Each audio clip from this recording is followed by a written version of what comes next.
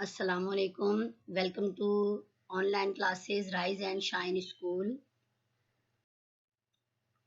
Assalamu alaikum student class 9th. I am Parveen Nazir and I am your bio teacher.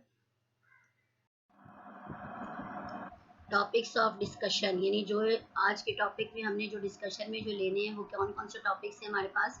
यानी आज के lecture में जो topics हमारे पास डिस्कशन में आएंगे वो क्या है। Number 1 digestion and it's kinds, यानी डाइजेशन को हमने पढ़ना है कि निज़ाम क्या होता है या हाजमा क्या होता है और उसकी कौन कौन सी काइंड्स होती हैं। ठीक, और साथ में जो है वो हमने आगे देखना है यानी इसमें कौन सी मैकेनिकल डाइजेशन और केमिकल डाइजेशन है उसको हमने आगे एक्सप्लेन करना है। ठीक, उसके बाद दूसरा जो हमने लेना है वो morphological and anatomical structure of human tooth, यानी ह्यूमन टूथ का हमने मॉर्फोलॉजिकल और एनाटॉमिकल स्ट्रक्चर जो है उसको हमने अपने इस आज के लेक्चर में आगे पढ़ना है कि किस तरीके से इंसान के दांत की जो है वो बैरूनी साख्त होती है और इंटरनली उसमें कौन कौन से पार्ट्स पाए जाते हैं।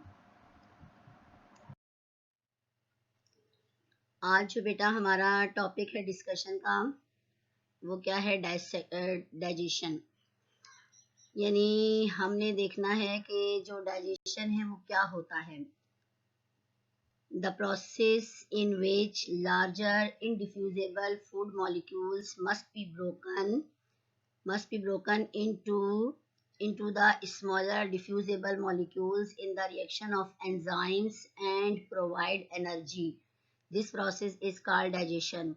यानी डाइजेशन का मतलब होता है इन्हिज़ाम। इन्हिज़ाम का मतलब है कि फूड को डाइजेस्ट करने का अमल, यानी वो प्रोसेस जिसमें फूड के लार्जर यानी बड़े, इनडिफ्यूजेबल यानी ना हल होने वाली जो फूड के मॉलिक्यूल्स होते हैं वो ब्रोकन हो यानी टूटे, और छोटे हल शुदा मॉलिक्यूल्स में किसके रिएक्शन से, एंजाइम्स के रिएक्शन से, और एनर्जी को प्रोवाइड करे, एनर्जी को दे। ये प्रोसेस जो है वो डाइजेशन कहलाता है। यानी डाइजेशन का मतलब है कि वो प्रोसेस जिसके ज़रिए जो हम फूड के कॉम्प्लेक्स मॉलिक्यूल जो है वो अपनी फूड के लेते हैं, वो कॉम्प्लेक्स मॉलिक्यूल हमारी बॉडी के अंदर जाकर जो है वो मैकेनिकल और केमिकल डाइजेशन के अमल से थोड़े बहुत डाइजेस्ट हों, फिर उसके बाद एंजाइम्स के रिएक्शन से जो है वो बिल्कुल डिफ्यूजेबल फॉर्म में आ जाएं ताकि वो हमारे ब्लड के अंदर जो है वो आसानी से एब्जॉर्ब हो सकें। वो प्रोसेस कहलाता है डाइजेशन। ठीक, अब काइंड्स ऑफ डाइजेशन, डाइजेशन की कौन कौन सी काइंड्स होती हैं। There are there are two kinds of digestion, यानी डाइजेशन की दो तरह की अकसाम होती है। Number 1 mechanical digestion, number 2 chemical digestion.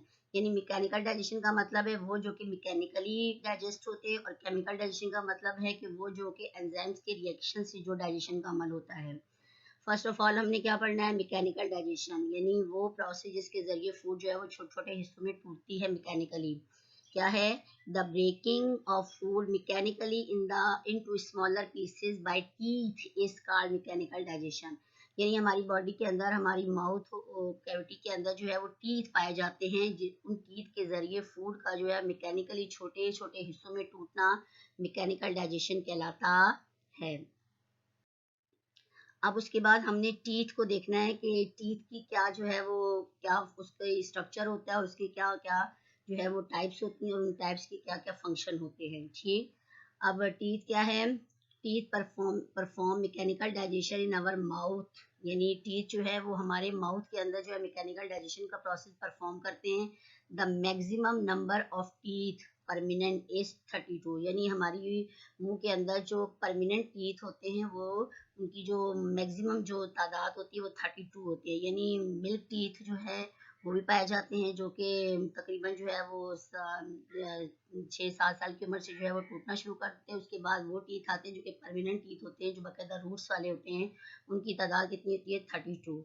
ठीक है, teeth morphological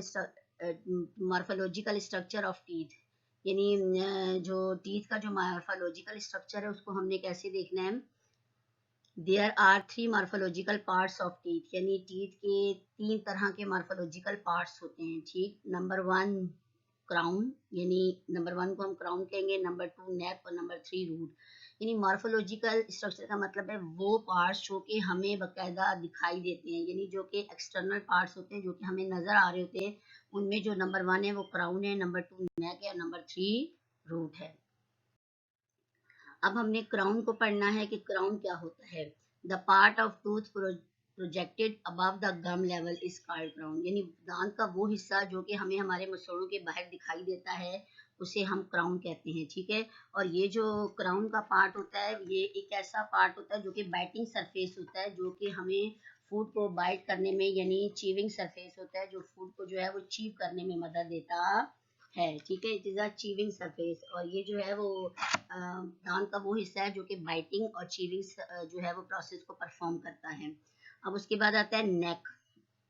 neck, the part of tooth surrounded by gums is called neck, यानी बिल्कुल मसोड़ों के साथ जो टूथ का पार्ट होता है उसको हम नेक कहते हैं, ठीक। उसके बाद root, the part of tooth embedded in bone is called root, यानी दांत का वो हिस्सा जो कि बोन के अंदर होता है, जो बोन के अंदर मौजूद होता है, जिससे वो जो टीथ है वो हमारे बोन के अंदर जो है वो फिक्स होता है, उसे हम क्या कहते हैं, रूट कहते हैं। यानी यहाँ पर अगर हम बाहर से देखें, इसको देखें तो ये वाला हिस्सा जो है वो इसका क्राउन होगा, और जहाँ से ये जो है वो बाकायदा बिल्कुल गम लेवल के साथ जो है वो अटैच है, वो इसका जो है वो नेक है, और जो लोअर पार्ट है वो इसका क्या है, रूट है, ठीक। ये मार्फोलॉजिकल स्ट्रक्चर है, ये मार्फोलॉजिकल पार्ट्स हैं जो कि क्राउन, नेक और रूट होते हैं।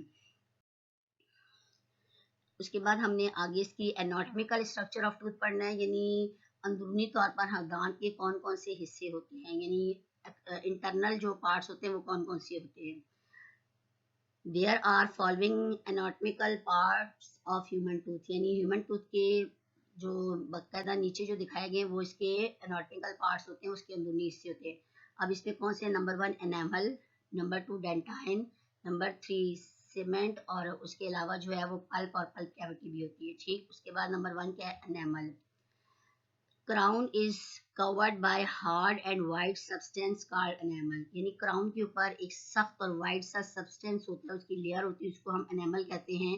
That protect and giving lustrous appearance of teeth, यानी ये जो पार्ट होता है वो दांत को एक खास किस्म की चमक देता है और दांत की हिफाजत करता है। यानी यही जो एनामल होता है, ये एनामल एक शीट की तरह होता है जो हमारे टीथ के ऊपर जो है वो शीट जो है वो उसको ना सिर्फ चमक देती है बल्कि उसको प्रोटेक्शन भी देती है, क्योंकि जब तक ये एनामल जो है वो ब्रेक नहीं होती तब तक अंदर जो है वो दांत का जो गूदा है, जो डेंटाइन है, उस तक जो है वो किसी किस्म का कोई जर्म नहीं जा सकता। यानी ये प्रोटेक्टिव लेयर भी होती है और लस्ट्रस जो है वो लेयर भी होती है, जो लस्ट्रस अपीयरेंस देती है हमारे दांत को, ठीक। अब उसके बाद क्या है, dentine. The part in side the enamel is called dentine, यानी वो एनेमल का हिस्सा जो कि अंदर पाया जाता है उसको डेंटाइन कहते हैं। There is a cavity inside the enamel called the pulp cavity, dentine के अंदर एक कैविटी होती है जिसको पल्प कैविटी कहते हैं। And it is filled by soft connective tissue called pulp, और उसके अंदर जो है वो बहुत ही नर्म कनेक्टिव टिश्यूज होते हैं जिनको पल्प कहा जाता है। यानी जो डेंटाइन है वो एक तरह से एनेमल के अंदर पाया जाने वाला वाइट वाइट गूदा होता है, और उस गूदे के अंदर एक कैविटी पाई जाती है, और वो कैविटी जो होती है वो पल्प कैविटी होती है। उसके अंदर जो होता है वो एक किस्म का जो है वो सब्सटेंस होता है कनेक्टिव टिश्यूज का, उसको पल्प कहते हैं। और यही पल्प जो है उससे जो है वो आगे उसमें जो है मुख्तलिफ किस्म की नर्व्स और ब्लड वेसल्स होती हैं, और वही ब्लड वेसल्स होती हैं वो सप्लाई करती है ग्रोइंग टूथ को फूड और ऑक्सीजन। यानी इसी पल्प तक अगर हमारा कोई फर्ज किया, अगर हमारे दांत में किसी किस्म का जो टूथ डीके हो रहा है, ठीक है, तो उसमें जो एनेमल जो लेयर है उसमें किसी किस्म का क्रैक आ गया है, तो इसका मतलब है कि जो हमारे जर्म्स होंगे, हमारे किसी भी हमारे मुंह में जो किसी भी पॉइजनस फूड के जरिए जो जर्म जाएंगे, वो जर्म जो हैं वो एनेमल से होते हुए डेंटाइन तक जाएंगे, और डेंटाइन से होते हैं पल्प कैविटी तक जाएंगे, और पल्प कैविटी से जब वो सॉफ्ट कनेक्टिव टिश्यूज पल्प में चले जाएंगे तो फिर जो है वो बाकायदा, क्योंकि इस पल्प का जो है इसके नर्व्स और ब्लड वेसल के जरिए हमारे ब्रेन से ताल्लुक होता है, जिसकी वजह से जो है वो इंसान के दांत में बहुत ज़्यादा शदीद तकलीफ होती है, ठीक। अब है सीमेंट।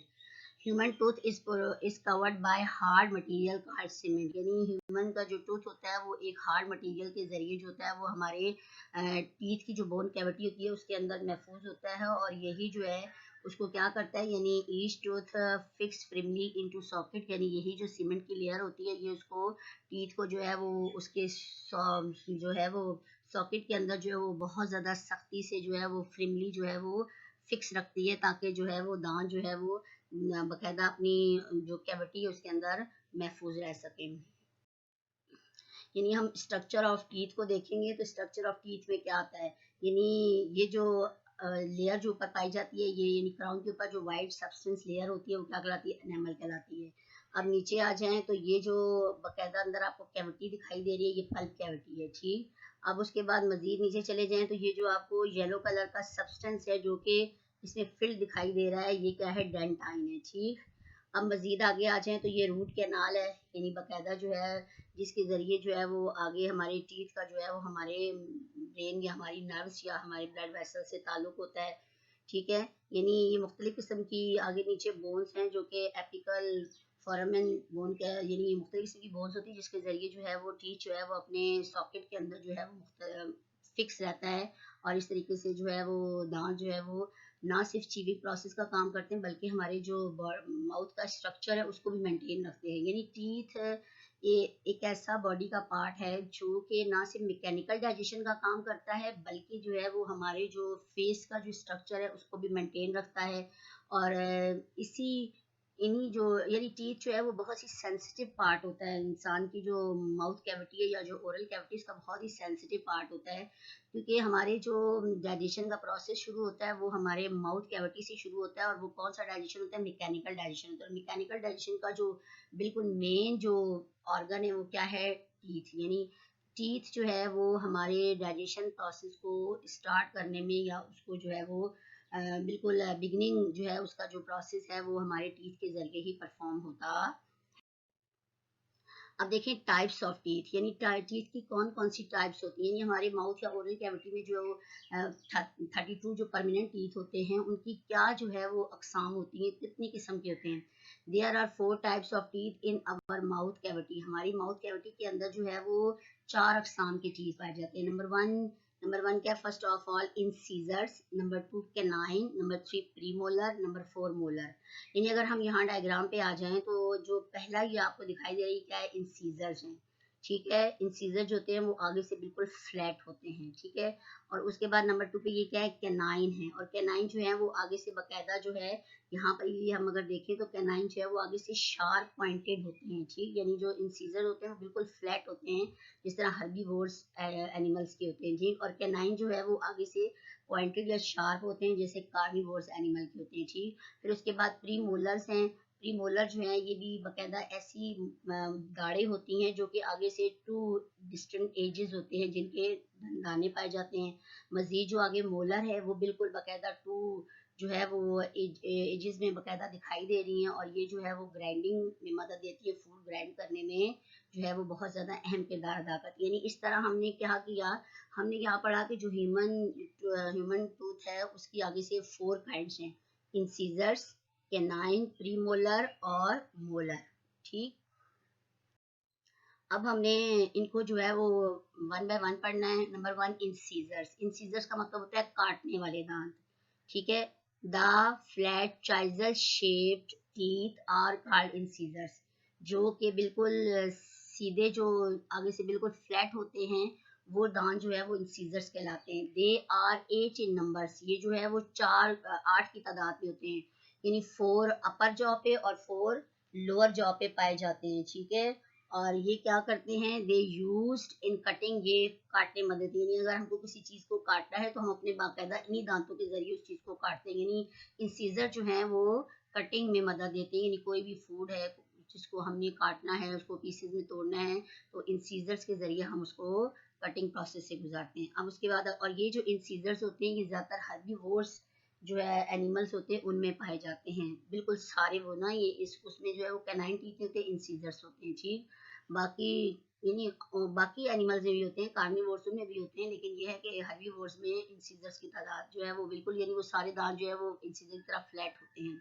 अब आ जाए canine. Beside incisors lie canine on each side of both jaw. यानी दोनों जबड़ों पर जो है वो इंसीजर्स के साथ जो कैनाइन टीथ पाए जाते हैं। They are 4 in number. ये 4 नंबर्स में होते हैं। एंड पॉइंटेड और नोकीले होते हैं। यानी जो इंसीजर्स होते हैं वो जो है वो, यानी अगर हम हाफ जॉ का देखें तो यहाँ पर ये 2 इंसीजर्स हैं तो 2 इंसीजर इस साइड होंगे। फिर यहाँ पर एक कैनाइन टीथ है तो एक कैनाइन टीथ इस तरफ होगा। ये अपर जॉ पे भी इस तरह 2 होते हैं, लोअर जॉ पे भी 2 होते हैं, ठीक है। और ये बहुत ज्यादा शार्प और पॉइंटेड होते हैं। क्यों शार्प और पॉइंटेड होते हैं, they use for tearing and pulling flesh ये गोश्त को चीरने फाड़ने में मदद देते हैं, और हर्बीवोर्स जो एनिमल्स होते हैं उनमें कैनाइन एब्सेंट होते हैं, और जो कार्निवोर्स होते हैं उनमें जो है वो कैनाइन प्रेजेंट होते हैं, बहुत ज़्यादा शार्प कंडीशन में पाए जाते हैं।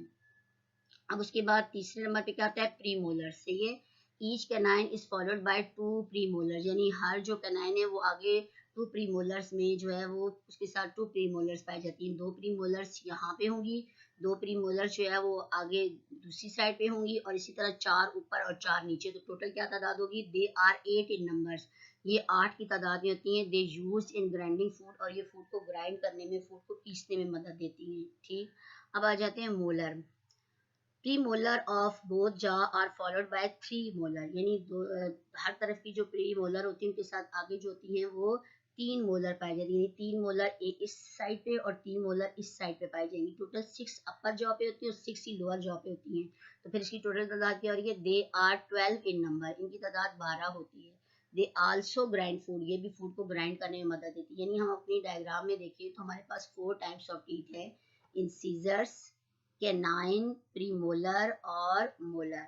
ठीक है, इंसीजर जो होते हैं वो काटने वाले दांत होते हैं जो कि कटिंग प्रोसेस में मदद देते हैं। कैनाइन जो कि चीरने फाड़ने वाले दांत होते हैं जो कि कार्निवोर्स में बहुत ज़्यादा पॉइंटेड होते हैं। प्रीमोलर जो होती हैं वो ऐसी दाढ़ें होती हैं जो कि फूड को ग्राइंड करती हैं, और मोलर जो होती हैं वो भी फूड को ग्राइंड होने में मदद देती हैं।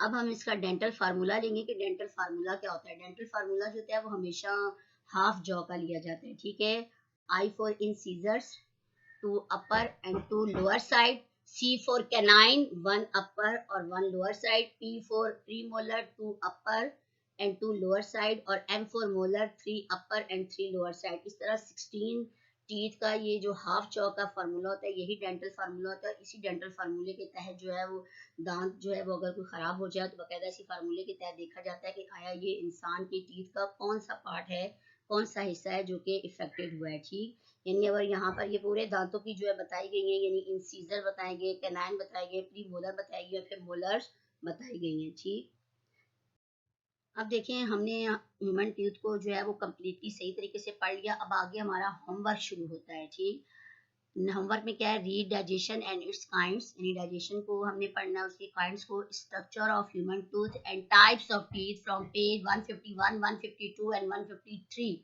काइंड्स ऑफ टीथ को हमने पढ़ना है 151 पेज पर, 152 पेज पर और 153 पेज पर। Right the structure and types of teeth in your register with diagram. Types of teeth को हमने अपने रजिस्टर में, आपने इस काम को करना है डायग्राम के साथ। बेटा आपने बायो के रजिस्टर में जो है वो ये जो आज हम हमारे लेक्चर में ये जो टॉपिक्स आए हैं इनको आपने ना सिर्फ लिखना है बल्कि इनको याद भी करना है और उनकी डायग्राम भी बनानी है। Thank you.